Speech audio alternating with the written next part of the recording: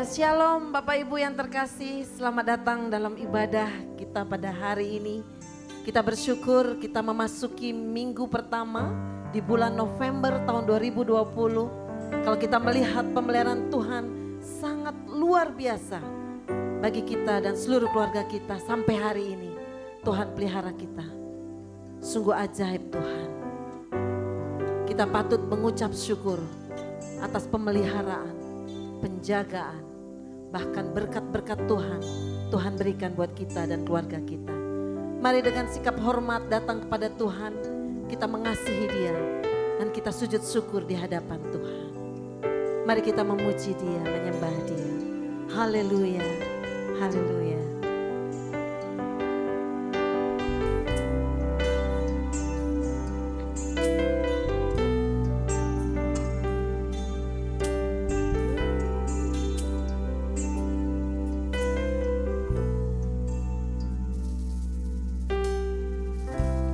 Dengan apa ku membalas kasih-Mu yang ku terima dari-Mu? Dengan apa ku membalas cinta-Mu? Oh Yesusku,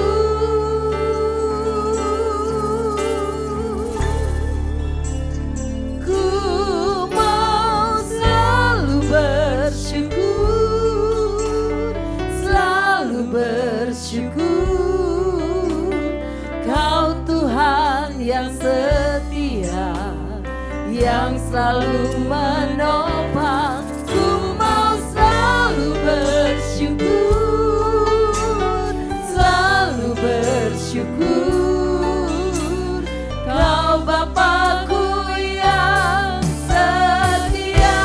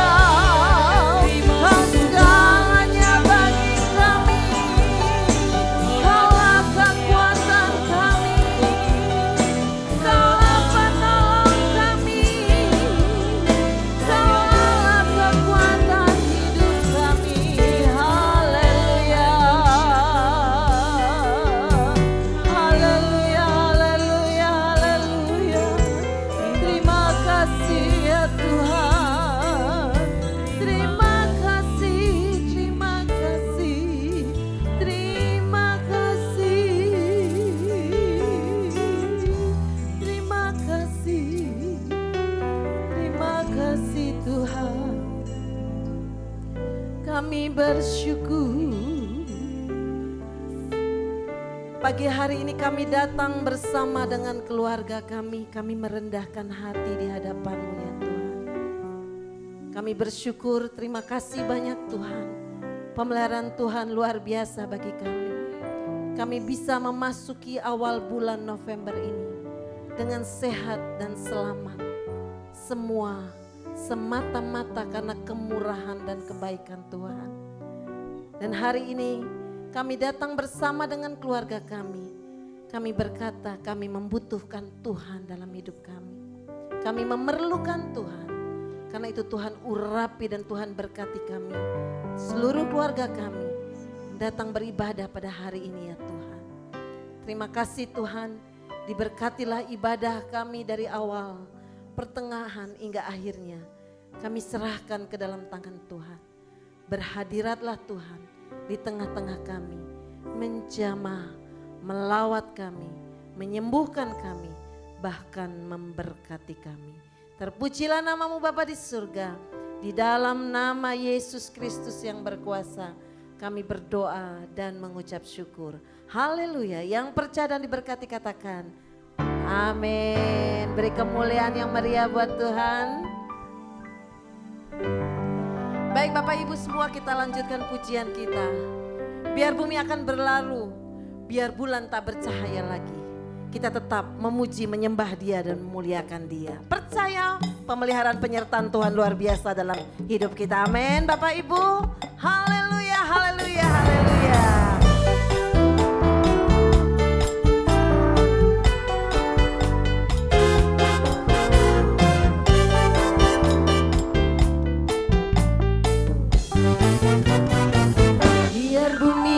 Akan berlalu, biar bulan tak bercahaya lagi, biar langit akan bergoncang, matahari tak bersinar lagi, tetapi Tuhan Yesusku tak pernah ingkar janji, semua yang difirmankannya pasti akan digenapi.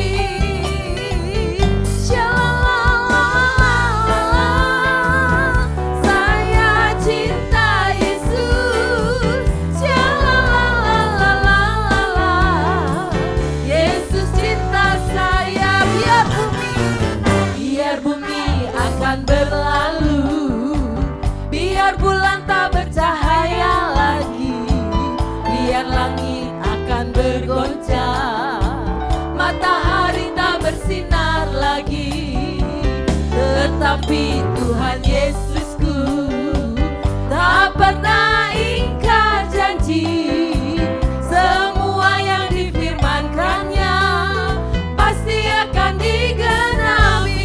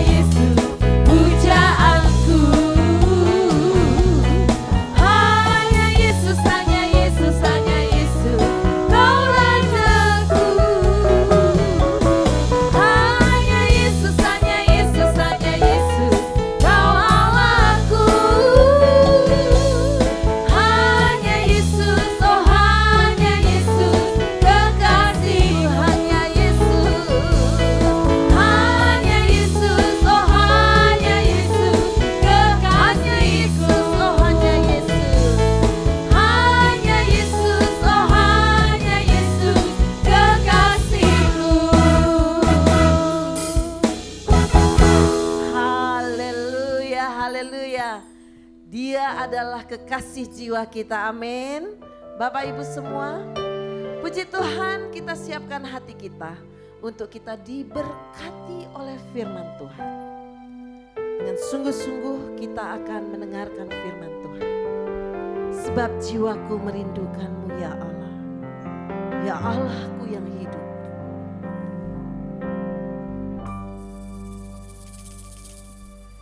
Jiwaku merindukanmu, ya Allah yang hidup.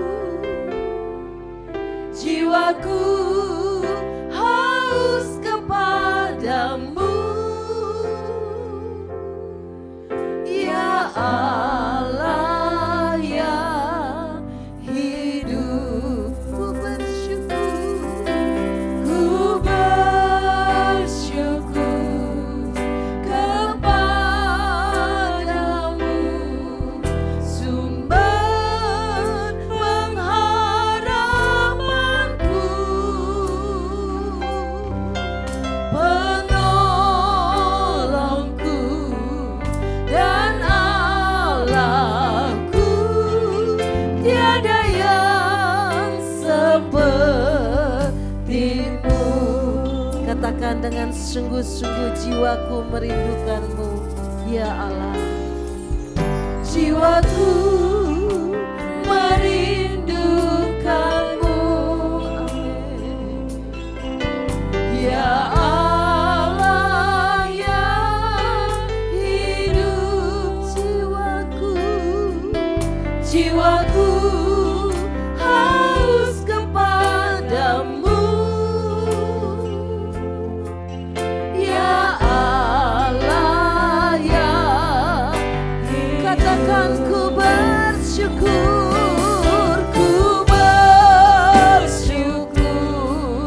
kepadamu, sumber pengharapanku, penolongku dan Allahku. Tiada yang seperti. Ku bersyukur, ku bersyukur kepadamu, sumber pengharapanku, penolongku dan Allahku. Tiada yang. Sekali lagi, angkat pujian ini dengan penuh ucapan syukur. Ku bersyukur kepadamu, sumber pengharapanku, penolongku dan Allahku. Tiada yang sepertimu. Tiada yang seperti. Katakan dengan sungguh-sungguh, tiada yang sepertimu. Tiada yang sepertimu.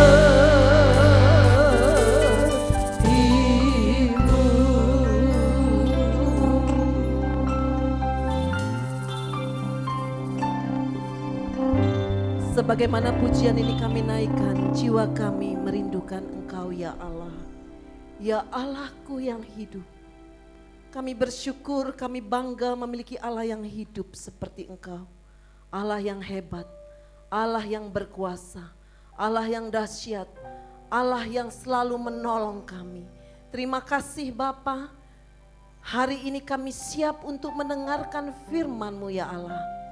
Tenangkan dan teduhkan hati kami, sehingga firman itu masuk di dalam hati kami, dan firman itu kami hidupi dalam hidup kami. Dan biarlah firman yang berkuasa itu menjamah kami, Berkati kami semua umat-Mu yang mendengarkan firman-Mu. Dan urapi berkati juga Bapak Gembala yang akan menyampaikan firman-Mu. Kami juga siap untuk menerima tubuh dan darah Kristus di dalam perjamuan kudus hari ini. Terpujilah nama-Mu Bapa di surga. Di dalam nama Yesus Kristus yang berkuasa, kami berdoa dan mengucap syukur. Amin. Haleluya. Khotbah saya berjudul Allah mengingat dan Allah mengindahkan. Mengapa Allah mengingat Hana? Mengapa Allah mengindahkan Hana? Allah mengingat Hana karena Hana ada di hatinya Tuhan, di pikirannya Tuhan. Allah mengindahkan Hana artinya Allah memberikan lebih daripada yang Hana doakan. Kenapa Allah begitu mengingat dan mengindahkan Hana? Karena Hana pun ingat Tuhan. Yang pertama tadi apa? Hana ingat Tuhan dalam persoalan. Ketika dia menghadapi persoalan, dia ingat Tuhan, dia berdoa, dia berseru, dia salah sama Tuhan. Yang kedua, Hana ingat Tuhan ketika mengingat janji-janji Tuhan. Ketika dia sudah diberi anak, dia beri nama anak itu Samuel, yang artinya Allah sudah mendengar. Jadi setiap kali lihat anak itu, dia ingat Tuhan. Yang kedua, dia ingat janji-janji Tuhan. Ketika Imam Eli berkata bahwa kamu akan punya anak, dia pegang janji-janji Tuhan itu. Lalu kemudian yang ketiga, dia ingat Tuhan ketika doanya sudah dijawab. Dia tidak lupa Tuhan. Dan yang keempat, dia ingat untuk membayar nasarnya kepada Tuhan. Itulah yang membuat Allah mengingat Hana. Hari ini saya akan sampaikan firman Tuhan dalam tema besar menjamah surga. Saya akan sampaikan firman Tuhan dengan judul gairah untuk Tuhan. Mari kita buka di dalam Injil Lukas pasal 19. Lukas pasal 19 ayat 1 sampai ayat yang ke-10. Kisah yang dari zaman sekolah minggu kita sudah tahu, kita sudah sering diajarkan, yaitu tentang Sakeus. Kalau berbicara tentang cerita Sakeus, saya jauh lebih senang membicarakan tentang gairahnya ketika dia mencari Tuhan. Ya. Yesus masuk ke kota Yeriko dan berjalan terus melintasi kota itu. Di situ ada seorang bernama Sakeus, kepala pemungut cukai, dan ia seorang yang kaya. Nah, ini yang sering kita lupa ya, bahwa Sakeus itu orang kaya. Kita ingatnya cuma Sakeus itu orang pendek. Ya. Jadi yang negatif yang sering diingat, positifnya mah enggak. Jangan heran kalau sudah berbuat baik sama orang, lalu buat salah sedikit saja, yang diingat salahnya terus, baiknya tidak diingat. Ia berusaha untuk melihat orang apakah Yesus itu, tetapi ia tidak berhasil karena orang banyak, sebab badannya Maka berlarilah ia mendahului orang banyak, lalu memanjat pohon ara untuk melihat Yesus yang akan lewat di situ. Ketika Yesus sampai ke tempat itu, ia melihat ke atas dan berkata, Sakeus, segeralah turun, sebab hari ini aku harus menumpang di rumahmu. Lalu Sakeus segera turun dan menerima Yesus dengan sukacita. Tetapi semua orang yang melihat hal itu bersungut-sungut, katanya, ia menumpang di rumah orang berdosa. Tetapi Sakeus berdiri dan berkata kepada Tuhan, Tuhan, setengah dari milikku akan kuberikan kepada orang miskin. Jadi bayangkan, kalau dia punya harta 10 miliar, maka 5 miliar dibagikan pada orang miskin. Itu tidak gampang. Dan bukan hanya itu, dan sekiranya ada sesuatu yang kuperas dari seseorang akan kukembalikan 4 kali. Nah, jadi yang 5 miliar itu, padahal sebagai pemungut cukai dia pasti merugikan banyak orang, itu dikembalikan 4 kali lipat. Jadi hartanya kira-kira tinggal berapa? Entong. You know entong? Entong itu habis. Kata Yesus kepadanya, hari ini telah terjadi keselamatan atau kelepasan kepada rumah ini, karena orang ini pun anak Abraham. Sebab anak manusia datang untuk mencari dan menyelamatkan yang hilang. Amin untuk firman Tuhan. Saudara-saudara, ayat-ayat yang kita baca ini berbicara tentang perjumpaan pribadi atau seorang yang mengalami divine appointment dengan Tuhan, perjumpaan pribadi dengan Tuhan. Dan kalau bicara tentang perjumpaan pribadi dengan Tuhan, itu kita bicara tentang 3 hal. Yang pertama, power encounter. Perjumpaan dengan kuasa Tuhan yang mengubahkan. Disinilah mujizat itu bisa terjadi. Yang kedua, truth encounter. Perjumpaan dengan kebenaran. Dan kebenaran inilah yang memerdekakan seseorang. Dan yang ketiga adalah love encounter. Perjumpaan dengan kasih Kristus yang mengubahkan orang yang keras menjadi lembut, orang yang hidupnya tidak karu-karuan menjadi orang yang hidupnya dibentuk oleh Tuhan. Nah, inilah 3 hal di mana ketika seseorang berjumpa dengan Tuhan, dia mengalami 3 perjumpaan ini. Demikian juga Sakeus, dia mengalami power encounter, truth encounter, dan love encounter. Inilah yang mengubahkan hidup Sakeus. Tetapi untuk mengalami perjumpaan secara pribadi dengan Tuhan, Sakeus bukan hal yang gampang, saudara. Hal yang pertama yang kita renungkan adalah kita melihat bahwa ketika Sakeus akan mengalami perjumpaan secara pribadi dengan Tuhan, ada halangan-halangan. Ya. Saudara dan saya, ketika kita ingin bertemu dengan Tuhan, ingin dekat dengan Tuhan, pasti ada halangan-halangan. Ya. Nah, halangannya apa saja? Mari kita lihat bersama-sama halangan yang dialami oleh Sakeus ketika dia rindu mencari Tuhan, ketika dia ingin dekat dengan Tuhan. Halangan pertama, lihat. Halangan yang pertama adalah Sakeus pekerjaannya sebagai apa? Salah. Baca dengan sesama. Kepala pemungut cukai, saudara. Jadi Sakeus itu bukan pemungut cukai, tetapi kepala pemungut cukai. Nah, biasanya pemungut cukai, pemungut pajak itu mereka bekerja untuk pemerintah. Nah, pemerintah waktu itu adalah penjajah, orang Romawi. Jadi Israel sedang dijajah orang Romawi. Orang Romawi mengambil pajak pada orang-orang Israel. Jadi orang Romawi itu dalam keadaan jengkel sekali, marah sekali. Nah, Sakeus ini kepala pemungut cukai. Dia posisinya sangat dibenci oleh masyarakat.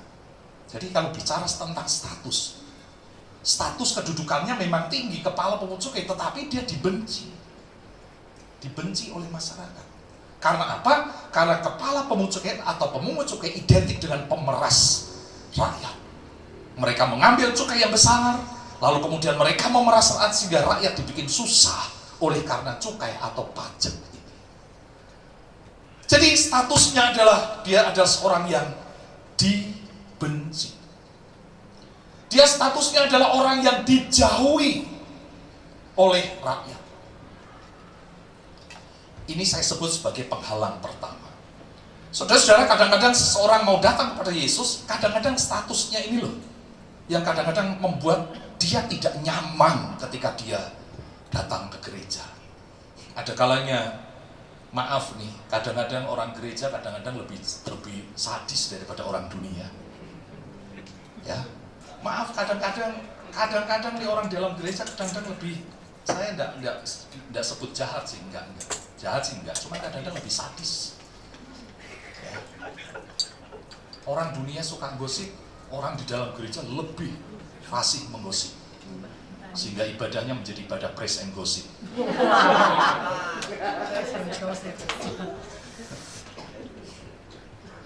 Kalau sudah tidak disenengin saudara, waduh saudara sekalian. Maka kadang-kadang ada orang berkata demikian, saya tidak mau ke gereja. Kenapa? Orang-orang melihat saya, baru melihat saya aja dilihat dari atas ke bawah, atas ke bawah. Risih.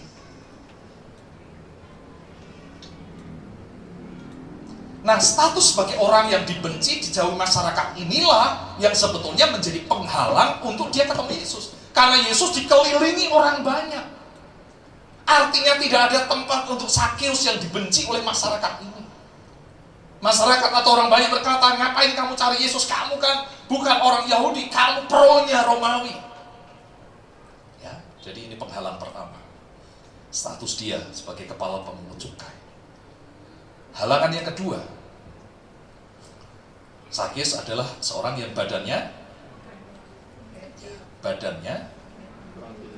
iya, nggak usah diperhalus, Alkitab berkata pendek. Ya. Dia badannya pendek. Ini bicara tentang kondisi fisik. Kondisi fisik.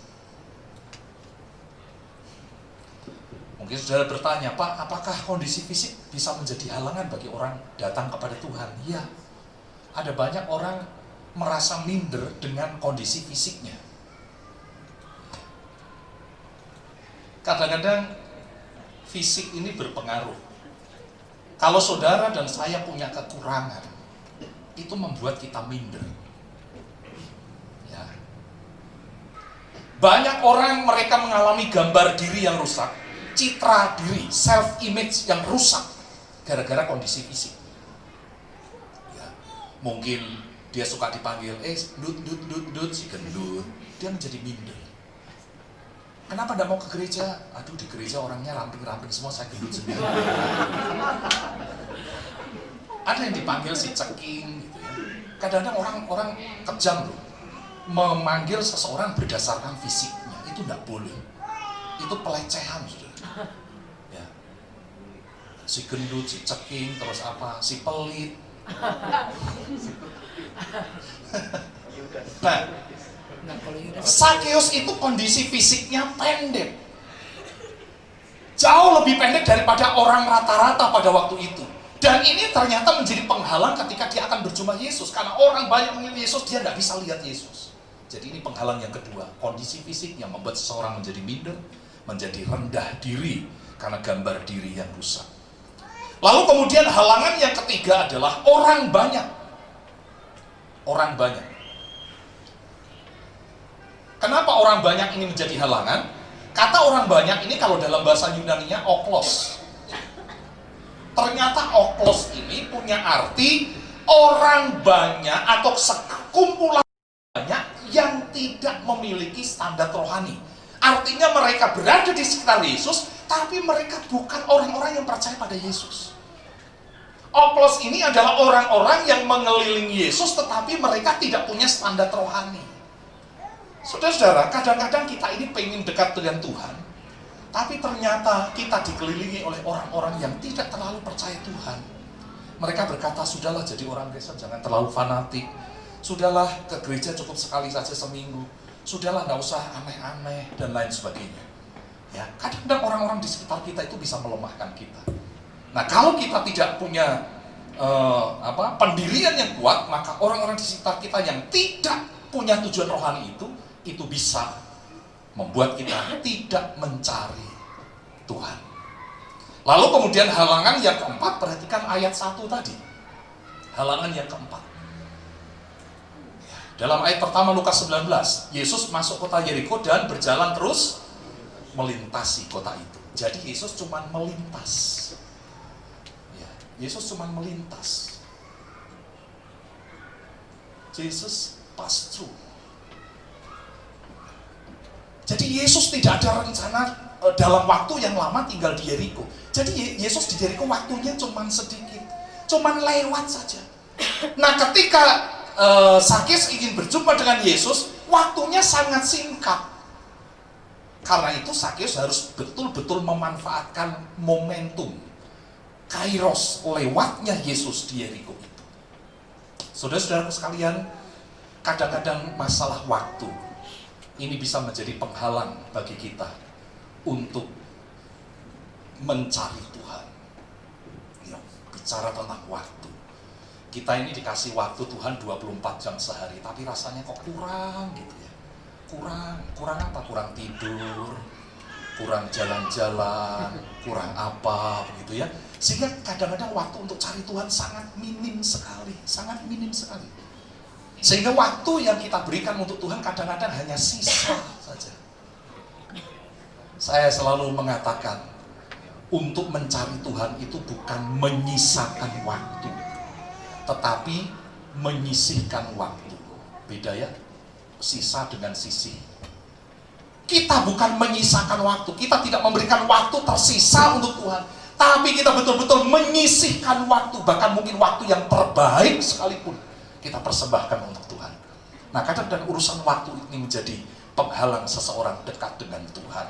Karena itu kita mesti memanage waktu kita sedemikian rupa, supaya waktu-waktu untuk mencari Tuhan itu tidak tergantikan oleh apapun juga. Karena waktu mencari Tuhan adalah waktu yang terbaik. Nah, ini bagian yang pertama, saudara. Bagian yang pertama.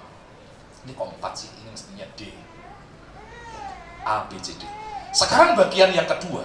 Bagian yang kedua, kalau pertama tadi bicara tentang halangan Sakyus mencari Tuhan, sekarang bagian yang kedua adalah saya beri nama gairah mengalahkan halangan.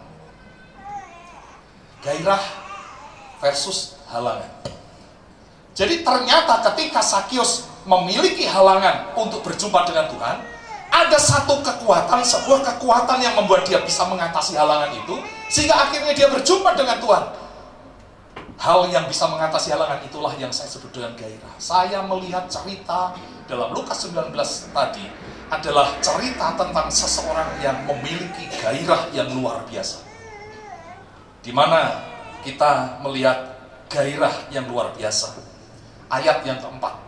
Maka berlarilah ia mendahului orang banyak. Ya, perhatikan ini. Inilah yang menunjukkan bahwa Sakyus memiliki gairah yang luar biasa. Dia berlari. Bukan berlari menjauh, tetapi berlari mendahului. Mendahului siapa? Mendahului siapa, saudara? Mendahului Oklos tadi itu. Mendahului orang banyak itu. Jadi ketika dia terhalang oleh orang-orang yang tidak punya tujuan rohani, maka gambarannya begini, ini adalah Oklos, maka dia berlari supaya dia berdiri di depan Oklos ini. Ini namanya posisi. Jadi Sakyus mengambil posisi yang benar. Kalau dia berada di belakang Oklos, maka dia tidak pernah berjumpa dengan Yesus. Maka kemudian dia bukan hanya berjalan, tetapi berlari mendahului mereka, berjalan di depan mereka. Jadi posisi Sakyus ini adalah berada di depan. Saudara, kalau urusan cari Tuhan, Anda dan saya harus ada di depan. Saya tidak sedang berbicara tentang posisi duduknya, tetapi posisi kita harus berada di depan. Seolah-olah kita mengatakan, saya harus menjadi yang terdahulu untuk mencari Tuhan. Ya, makanya Daud berkata demikian, aku bersuka cita ketika dikatakan orang kepadaku, mari kita datang ke rumah Tuhan. Ini berbicara tentang hatinya yang sungguh-sungguh rindu dengan Tuhan. Ini berbicara tentang gairah. Saudara, seorang kepala pemungut cukai, kepala bea cukai, itu kan posisi yang tinggi, dan sekarang dia berlari-lari sedemikian rupa. Karena apa? Karena kerinduannya untuk berjumpa dengan Tuhan. Siapapun kita, apapun kedudukan kita, kalau sudah urusan cari Tuhan, jangan pertahankan gengsi kita. Ya, jangan pertahankan gengsi kita. Mungkin ada orang yang berkata, saya bos di perusahaan. Ya, di perusahaan kau bos. Tetapi begitu masuk rumah Tuhan, kita semua adalah jomos. Kita semua adalah hamba. Di tempat ini tidak ada bos, tidak ada. Ya, tidak ada orang hebat. Semua kita sama. Kita adalah umat Tuhan. Kita adalah hamba Tuhan. Amin, saudara. Tuhan menghargai kita bukan karena jabatan kita. Tuhan menghargai kita karena gairah kita untuk mencari Dia. Itu yang membuat Tuhan menghargai kita. Jadi mungkin kita adalah orang-orang sederhana, orang-orang yang tidak dianggap di masyarakat, tapi ketika kita bergairah cari Tuhan, Tuhan lihat yang itunya, gairahnya itu, saudara. Jadi ini cara Sakyus bergairah untuk mengatasi halangannya. Dia berlari, jadi posisinya di depan. Lalu setelah dia berlari, maka lalu memanjat pohon ara untuk melihat Yesus. Nah, setelah berlari, dia memanjat. Memanjat pohon. Kalau memanjat pohon berarti posisinya di mana? Di atas. Nah, Jadi saudara lihat, ini bicara tentang posisi lagi. Tadi di depan orang banyak yang tidak punya tujuan rohani ini, dia harus berada di depan. Lalu kemudian dia memanjat supaya posisinya di atas. Di atas. Saya selalu mengatakan, khususnya bagi para pelayan Tuhan, saya selalu mengatakan, posisi rohani kita harus di atas rata-rata. Jadi yang namanya pelayan Tuhan itu kerohaniannya harus di atas rata-rata. Gairahnya cari Tuhan, gairahnya baca Alkitab, gairahnya melayani itu harus di atas rata-rata. Kalau pelayan Tuhan, posisinya kerohaniannya di bawah jemaat, salah. Ya. Pengurus jemaat itu harusnya ngurus jemaat. Nah, saya selalu katakan demikian. Kalau pengurus jemaat maunya diurus, ya, jadi kalau pengurus malah bikin masalah, bertengkar satu dengan lain, berarti dia masih mau diurus. Maka lepaskan jabatanmu jadi pengurus jemaat. Karena pengurus itu harus mengurus, bukan diurus. Itu bicara tentang posisi di atas. Ya. Saya berdoa supaya kita tangkap ini di dalam roh kita, bahwa kita ini harus di atas rata-rata. Jangan hidup kita sama dengan orang banyak, orang yang tidak punya tujuan rohani, oplos seperti tadi. Tetapi supaya hidup kita, kerohanian kita di atas rata-rata. Saudara, kalau posisi kerohanian kita di atas rata-rata, baru engkau bisa memberkati orang lain. Karena firman Tuhan berkata demikian dalam kitab Ibrani, memang tidak dapat disangkal bahwa yang lebih tinggi memberkati yang lebih rendah. Otoritas rohani, ketika kerohanian kita lebih tinggi, maka engkau punya otoritas untuk melepaskan berkat. Makanya orang tua kerohaniannya harus bagus, supaya orang tua bisa melepaskan berkat untuk anak-anaknya. Amin, saudara. Orang tua harus kerohaniannya harus baik, lebih, supaya dia bisa memiliki otoritas rohani. Nah, posisi di atas. Saya sedang berbicara tentang posisi. Sakeus, posisinya di depan dengan berlari mendahului mereka, lalu kemudian memanjat pohon untuk melihat Yesus. Nah, ketika dia memanjat pohon itu, tujuannya untuk apa? Melihat Yesus yang akan lewat di situ. Kenapa dia mesti gunakan kesempatan ini? Karena Yesus cuma lewat. Ini namanya kairos, momentum. Jadi Sakeus ini menggunakan momentum, kesempatan, kairos yang tidak akan terulang. Belum tentu Yesus mengulang lagi lewat daerah situ, belum tentu. Saudara-saudara, dalam hidup kita itu selalu Tuhan kasih yang namanya kairos ini, kesempatan-kesempatan. Tuhan memberikan kesempatan-kesempatan bagi kita, dan kesempatan itu tidak akan berulang. Ya, Tuhan kasih kesempatan kita. Hari ini Tuhan kasih kesempatan kita untuk beribadah. Ini nggak berulang, saudara. Saudara tidak boleh berkata, oh nanti minggu depan ada waktu untuk beribadah. Belum tentu Anda minggu depan masih hidup. Ini kesempatan. Nah, mari setiap kesempatan itu kita gunakan sebaik-baiknya untuk cari Tuhan. Ya, untuk mencari Tuhan. Anda di masa muda Anda diberi kesempatan untuk melayani. Layani. Itu kesempatan. Kadang anak saya yang paling cantik, Eva, harus dibilang begitu. Kok kalau paling cantik berarti Ica juga paling cantik juga. Jadi dua-duanya paling cantik. Kadang-kadang ini kan cara kami mendidik Eva. Kalau dia dikasih kesempatan untuk melayani begitu, kadang-kadang aduh aku takut kalau mimpin pujian di depan Cici Sela katanya. Ya, jujur dia jujur begitu. Saya bilang jangan bersungut-sungut ketika melayani. Sekarang dia lagi digembleng sama si Dio. Sehari minimal 1 jam latihan gitar. Karena nanti akan ngiringin sekolah minggu. Jadi dia latihan terus gitu. Kakak Karina sudah kasih target nih. Jadi rupanya anak-anak saya mendapatkan pressure dari kakak-kakaknya semua. Enggak. Justru karena mendapatkan target itu, dia berlatih sungguh-sungguh. Ya, dia berlatih sungguh-sungguh. Karena apa? Melayani adalah kesempatan. Ini yang saya ingin katakan kepada anak-anak muda. Selama engkau masih muda, itu kesempatan engkau untuk hidup sungguh-sungguh dengan Tuhan. Karena tidak pernah sia-sia di masa mudamu engkau hidup sungguh-sungguh dengan Tuhan. Ini namanya kairos. Nah, Sakeus memanfaatkan kairos dari Tuhan, waktu dari Tuhan itu, dengan cara apa? Dia berlari mendahului orang banyak, lalu dia posisinya di atas, mengatasi orang banyak itu.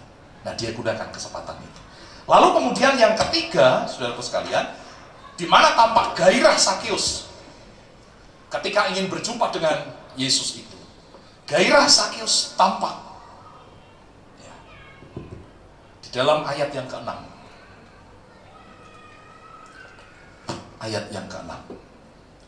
Lalu Sakeus segera turun dan menerima Yesus dengan sukacita. Perhatikan, dia menerima Yesus.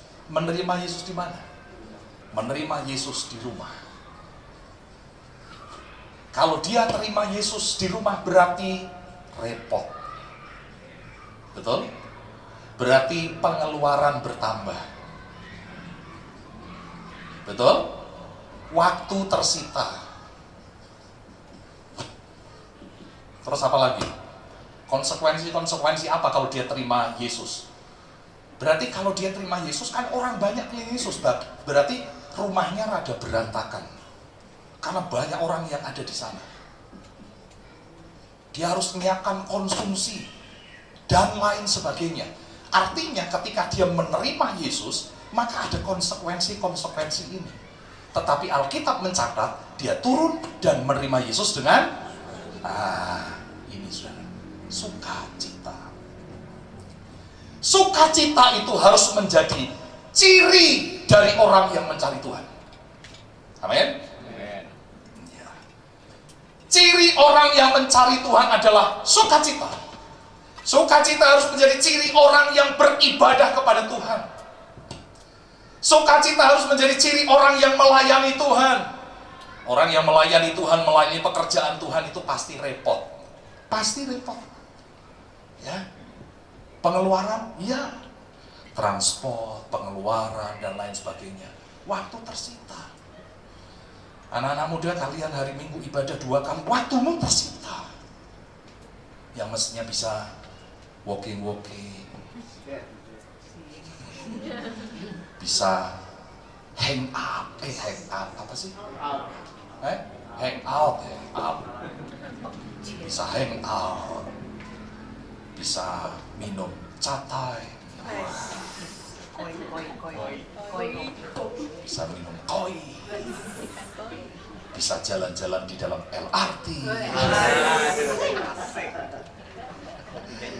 Tapi di semua tersita. Tapi perhatikan, ini tidak boleh lepas dari kita. Sukacita harus memenuhi hidup kita. Anda kalau ke gereja tidak sukacita, Anda kehilangan berkat besar. Ya, jadi di gereja itu mesti sukacita. Jangan cemberut. Jangan susah. Anda dan saya tidak perlu susah, kita mesti sukacita, saudara. The joy of the Lord is our strength. Sorry kalau bahasa Inggris saya terlalu bagus ya. Kalau bicara di depan anak-anak muda yang di Amerika, mereka dari kecil bahasa Inggris itu, si Brian itu kayak not talking Indonesian. Nggak bisa bahasa Indonesia. Little aja. Dia ikut ibadah itu apa ngerti kok bahasa Indonesia? Nggak ngerti, saudara. Nggak ngerti. Ya Brian, awakmu kan nggak ngerti toh sing tak omong itu. You don't understand. Ya, nggak ngerti. Mungkin saudara berkata, Pak Paulus kenapa tidak kau bahasa Inggris? Aku ya ora iso. Lebih saudara.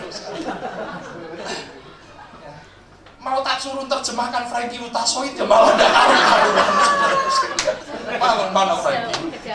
Jawa. Oh iya, dia ke rumah mertua, ke gunung itu.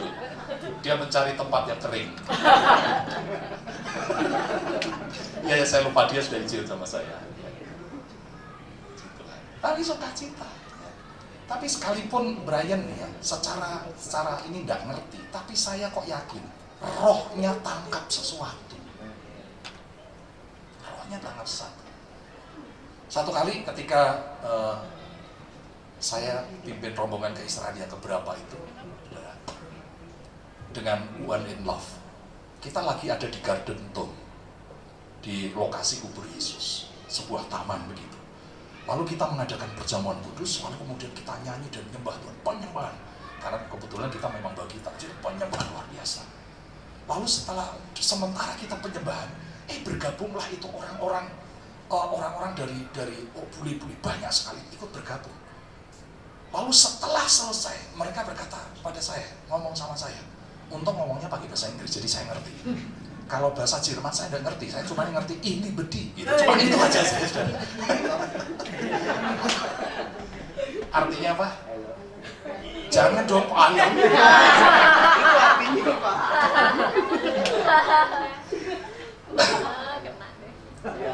Lalu dia bertanya demikian, apakah Anda pendeta? Saya berkata, iya, saya pendeta. Lalu orang ini berkata, ketika kalian sedang menyembah Tuhan, kami merasakan hadirat Tuhan. Kami nggak ngerti bahasa Anda, tetapi saya merasakan di dalam roh ada sesuatu yang luar biasa yang kami rasakan. Jadi saya kok percaya, Brian nggak ngerti bahasa saya. Ini orang udeng babat biasa. Tapi jarnoai ben wis karpe dhewe.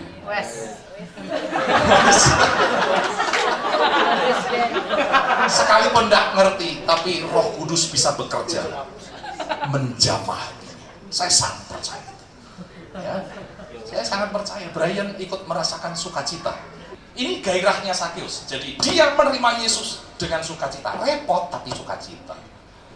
Yang keempat, ayat 8. Tapi Sakeus berdiri dan berkata kepada Tuhan, Tuhan, setengah dari milikku akan kuberikan kepada orang miskin, dan sekiranya ada sesuatu yang kuperas dari seorang akan kubalikan 4 kali lipat. Ingat, ini yang namanya perubahan hidup.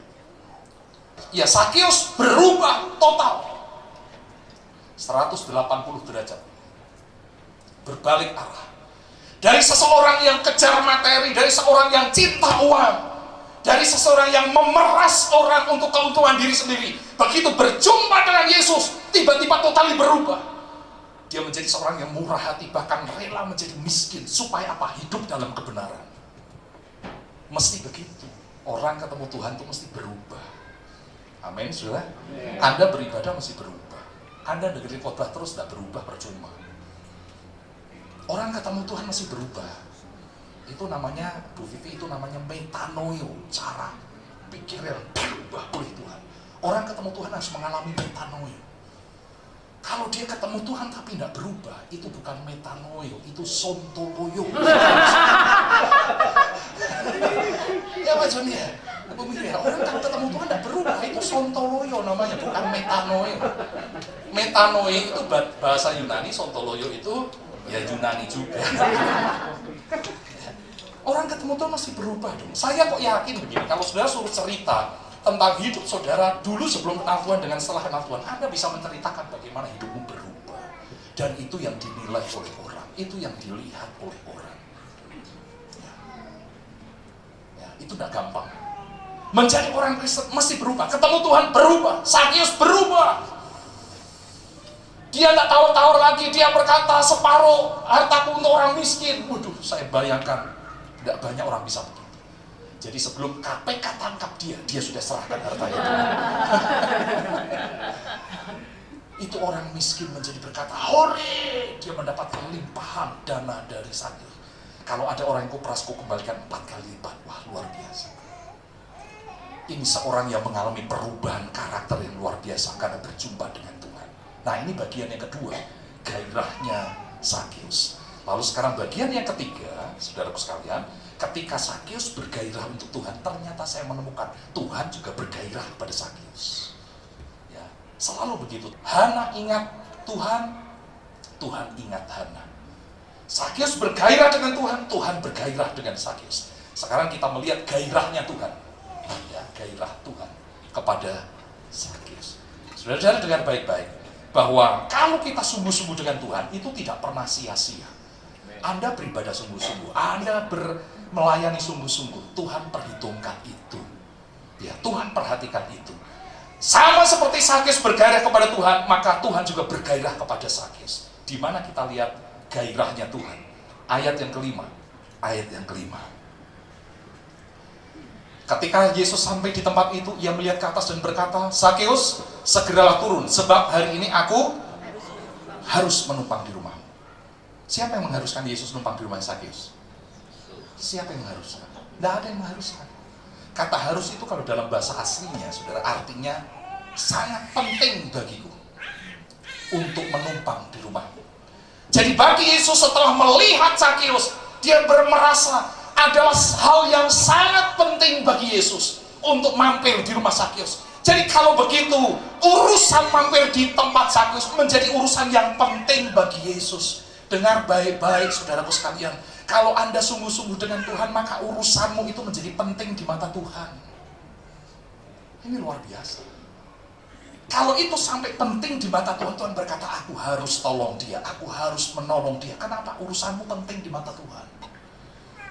Kalau kita sungguh-sungguh dengan Tuhan, lalu kita sedang dalam pergumulan, misalkan saja kita sedang bergumul masalah keuangan, kita berdoa, kita bergumul sungguh-sungguh, Tuhan berkata, nah urusanmu itu penting bagiku, aku akan selesaikan itu. Kalau sudah urusan kita dianggap penting oleh Tuhan, maka Tuhan pasti akan turun tangan tolong kita. Ya. Jadi Tuhan mengatakan, adalah hal yang penting untuk aku mampir ke rumahmu. Ini sesuatu yang tidak lazim. Tuhan sampai mengatakan urusan manusia menjadi urusan yang penting bagi dia. Saya rindu Anda tangkap ini.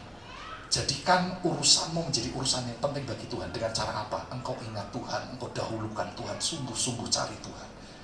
Maka Tuhan tidak akan menyepelekan urusan kita. Yang kedua, perhatikan ayat yang ke-9. Ayat 9.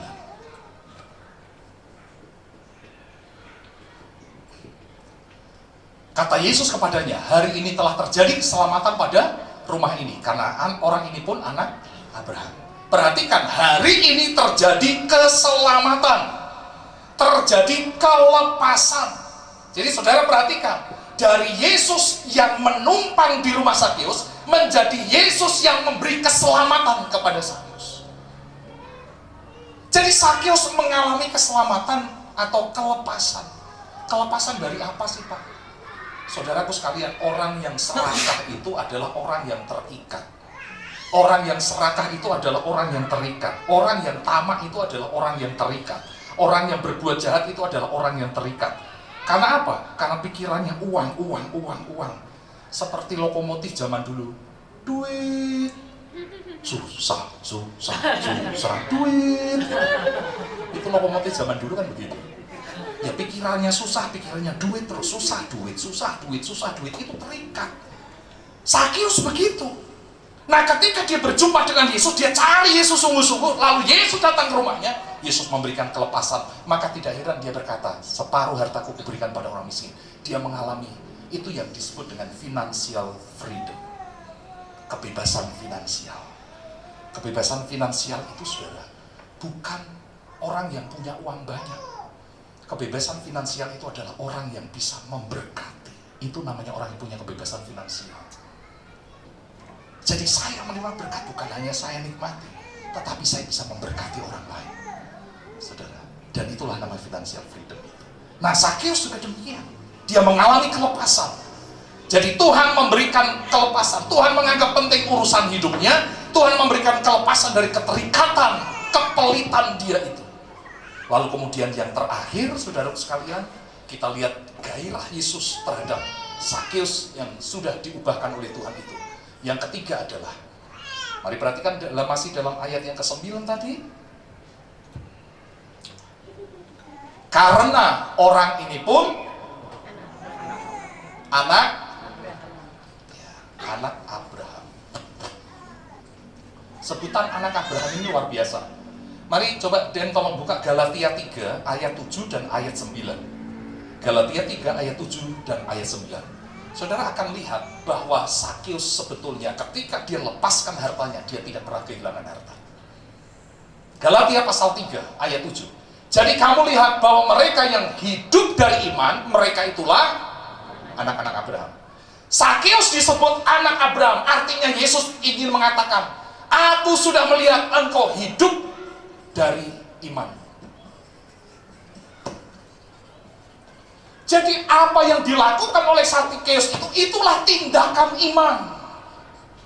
Ketika dia sungguh-sungguh mencari Tuhan, ketika dia berjumpa dengan Tuhan, menerima dengan sukacita, lalu kemudian dia membagikan hartanya bagi orang miskin, itu adalah langkah iman. maka orang yang melakukan langkah iman ini disebut anak Abraham. Jadi sebutan anak Abraham ini adalah untuk menyebut bahwa kamu adalah orang yang melakukan tindakan iman. Hasilnya apa? Ayat yang 9. Hasilnya ayat 9. Jadi mereka yang hidup dari iman, nah perhatikan ini. Jadi orang yang hidup dari iman disebut anak Abraham. Nah, mereka yang disebut anak Abraham ini, saudaraku sekalian, firman Tuhan berkata, merekalah yang diberkati bersama-sama dengan Abraham yang beriman itu. Oke, saudara perhatikan baik-baik ini. Sakeus memberikan hartanya, maka dia disebut anak Abraham karena itu adalah tindakan iman. Nah, orang-orang yang melakukan tindakan iman yang disebut anak Abraham ini, firman Tuhan berkata, merekalah yang diberkati bersama-sama dengan Abraham. Jadi sekarang Sakeus, predikat Sakeus. Saudara, predikat ini sangat penting. Predikat Sakeus adalah orang yang diberkati bersama-sama dengan Abraham. Saya percaya Sakeus tidak pernah menjadi miskin karena dia melakukan tindakan iman itu. Sakeus tidak menjadi sengsara gara-gara dia melakukan tindakan iman itu. Karena Tuhan berkata, jaminan dari Tuhan adalah engkau akan diberkati bersama-sama dengan Abraham. Abraham itu kaya dan beriman. Maka saya percaya, inilah reward yang Tuhan berikan bagi orang yang sungguh-sungguh bergairah mencari Tuhan. Hidupnya dirubah oleh Tuhan, dia akhirnya mengalami financial freedom, dan akhirnya dia menjadi predikatnya adalah anak Abraham. Dan anak Abraham akan diberkati bersama-sama dengan Abraham. Jadi kalau kita telusuri ending dari cerita Sakeus, ending dari cerita Sakeus adalah perubahan status. Dari status orang yang dibenci, dari status orang yang loba, tamak, serakah, menjadi orang yang diberkati oleh Tuhan. Kalau predikatmu diberkati oleh Tuhan, maka engkau akan bisa menikmati berkat itu. Predikat orang kaya dan orang yang diberkati itu beda loh, saudara. Orang kaya belum tentu orang yang diberkati. Karena kalau hanya sekedar kaya, Anda belum tentu bisa menikmati kekayaan itu. Tapi kalau predikat kita orang yang diberkati, maka engkau akan bisa menikmati berkat itu. Ya, pengen kaya atau pengen diberkati? Diberkati. Ya, pengen kita diberkati. Status bagi orang yang diberkati, kita akan bisa menikmati berkat Tuhan itu. Karena banyak orang kaya tidak bisa menikmati berkat Tuhan. Anda lebih sungguh-sungguh dengan Tuhan, bergairah dengan Tuhan, maka Tuhan akan bergairah dengan kita. Kita menganggap urusan Tuhan penting, maka Tuhan juga menganggap urusan kita penting di mata Tuhan. Kalau Tuhan sudah menganggap urusan kita penting, Tuhan pasti akan selesaikan urusan kita. Tuhan memberkati kita semua. Amin. Mari kita berdoa, mempersiapkan hati kita untuk memasuki perjamuan kudus pada pagi hari ini. Kami mengucap syukur Tuhan karena dalam setiap bagian dari hidup kami, Tuhan terlibat sepenuhnya. Tuhan turut bekerja, mendatangkan kebaikan bagi setiap kami yang mengasihi Engkau. Kami mengucap syukur kepada Tuhan dan melihat Allah yang baik di sepanjang hidup kami. Kasih yang Tuhan sudah peragakan di Kalvari, menembus dosa-dosa kami, menyelamatkan kami. Itulah yang kami ingat pagi hari ini. Bersama dengan seluruh jemaat-Mu, kami akan dipersekutukan dengan tubuh dan darah Tuhan Yesus Kristus. Roti dan anggur yang adalah benar-benar makanan dan minuman bagi kami, yang secara rohani adalah tubuh dan darah-Mu yang akan mendatangkan kekuatan bagi kami. Kuduskan dan tahirkan kami untuk kami layak berada di sekitar perjamuan kudus ini Tuhan, untuk bersekutu dengan tubuh dan darah Tuhan Yesus Kristus. Kuduskan kami setiap pelayan-pelayan-Mu untuk melayankan perjamuan kudus ini. Di dalam nama Tuhan Yesus Kristus, kami siap untuk menerima perjamuan kudus di dalam nama Tuhan Yesus Kristus. Haleluya. Amin. Jemaat yang dikasihi oleh Tuhan Yesus Kristus, pada malam waktu Yesus akan diserahkan, Yesus mengambil roti, mengucap syukur atasnya, dan dia memecah-mecahkannya dan berkata, inilah tubuhku yang dipecah-pecahkan bagi kamu. Perbuatlah ini setiap kali kamu meminumnya, menjadi peringatan akan aku. Lalu Yesus mengambil cawan yang berisi anggur dan berkata, inilah cawan perjanjian baru yang dimeteraikan oleh darahku. Perbuatlah ini setiap kali kamu meminumnya, menjadi peringatan akan aku. Puji nama Tuhan.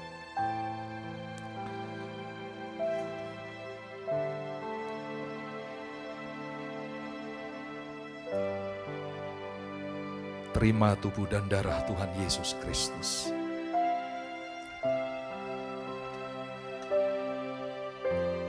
Terima tubuh dan darah Tuhan Yesus Kristus.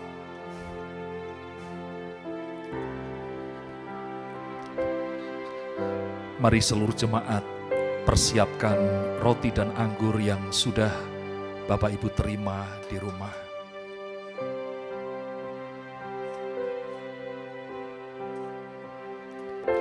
Salibnya,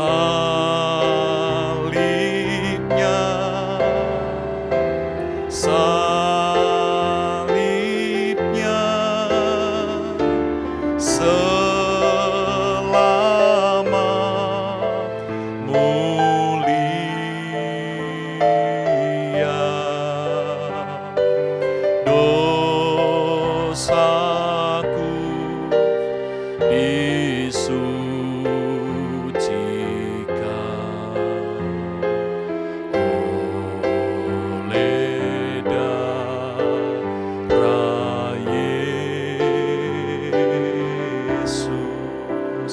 mari angkat roti di tangan kanan kita ini.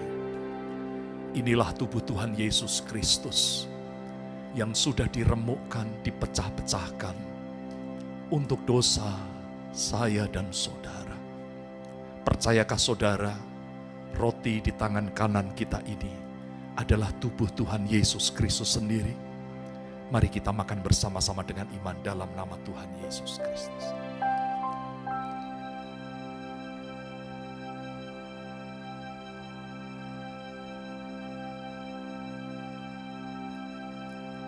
Ucapkan syukur untuk tubuh Tuhan Yesus Kristus.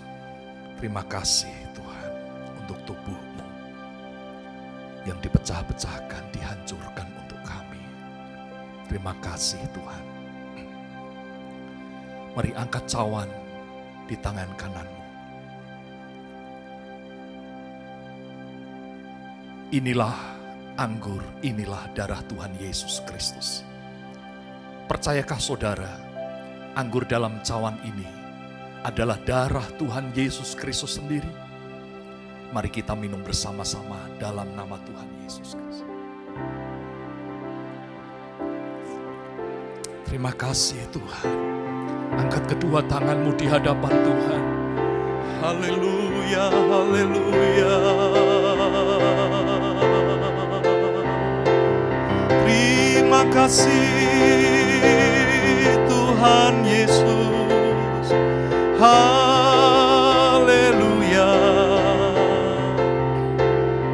syukur.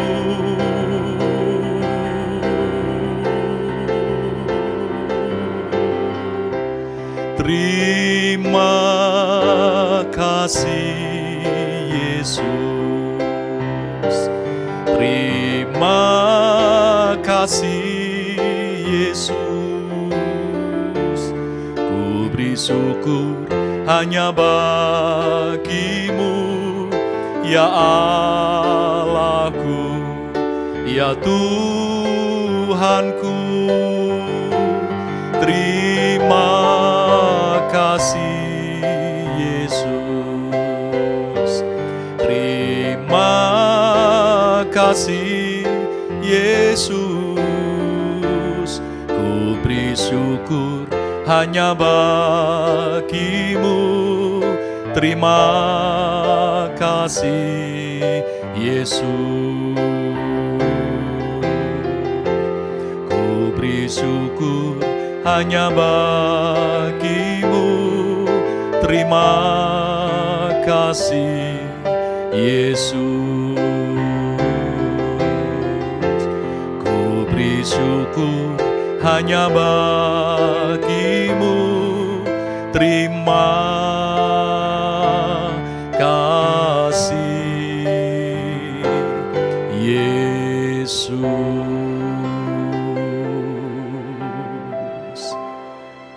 Kami bersyukur kepada Tuhan. Sempurnalah ibadah kami pagi hari ini. Kami memuji dan menyembah Tuhan. Kami mendengarkan suara Tuhan, dipersekutukan dengan tubuh dan darah Tuhan Yesus Kristus. Bahkan kami mengembalikan persepuluhan milik Tuhan dan membawa persembahan-persembahan kami yang lain di hadapan Tuhan. Kami persembahkan hidup kami, ibadah kami, penyembahan kami, persembahan kami untuk hormat kemuliaan nama Tuhan Yesus Kristus. Kasih anugerah Allah mengalir bagi kami semua. Kasih anugerah Allah mengalir bagi seluruh umat-Mu. Kasih kemurahan Tuhan mengalir limpah bagi setiap orang yang berharap kepada Tuhan. Kemurahan-Mu Tuhan juga limpahkan bagi bangsa dan negara kami. Kemurahan Tuhan Engkau limpahkan bagi kota kami. Kami terus berdoa untuk pemulihan, kesembuhan bagi bangsa kami. Belas kasih-Mu bagi bangsa kami Tuhan. Kami berdoa untuk para pemimpin kami. Tuhan memberikan kesehatan, Tuhan memberikan hikmat, Tuhan memberikan kekuatan bagi para pemimpin kami. Segala rancangan-rancangan yang jahat yang ditujukan kepada para pemimpin kami, kami patahkan kuasanya di dalam nama Tuhan Yesus Kristus.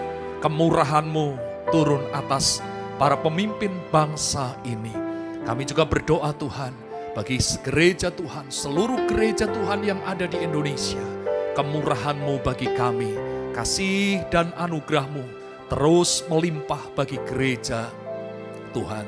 Terima kasih Bapa untuk ibadah kami pada pagi hari ini. Kami mempersembahkan segala pujian, hormat, syukur, kemuliaan hanya bagi Bapa di surga di dalam nama Tuhan Yesus Kristus.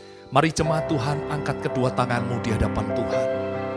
Setelah kita beribadah pada pagi hari ini, setelah kita dipersekutukan dengan tubuh dan darah Tuhan Yesus Kristus dalam perjamuan kudus, sekarang kembalilah engkau ke rumah tanggamu masing-masing, ke pekerjaanmu, ke pelayananmu. Jadilah saksi yang setia dan ketahuilah bahwa Tuhan ada senantiasa menyertai hidup kita mulai saat ini sampai seterusnya. Dan Tuhan melimpahkan berkat-berkat yang terbaik, yaitu berkat damai sejahtera, berkat cinta kasih, berkat pengurapan dari Allah Bapa, Putra, dan Roh Kudus mengalir atas hidup kita semua saat ini sampai Maranatha, Tuhan Yesus datang kedua kalinya. Terimalah segala berkat yang terbaik ini dengan bersama-sama kita katakan amin.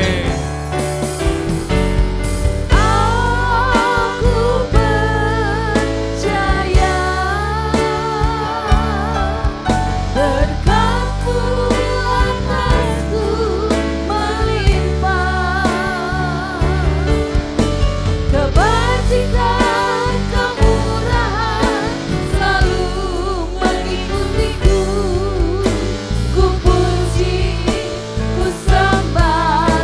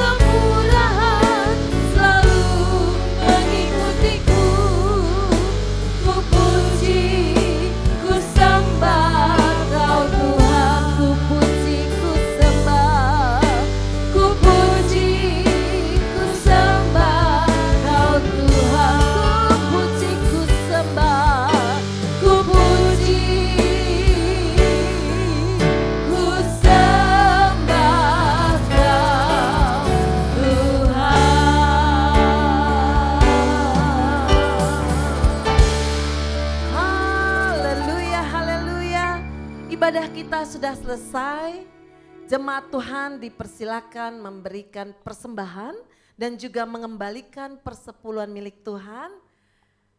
Dan saya mengingatkan Bapak Ibu semua untuk kita taat pada protokol kesehatan. Selamat hari Minggu, Tuhan Yesus memberkati kita semua. Shalom.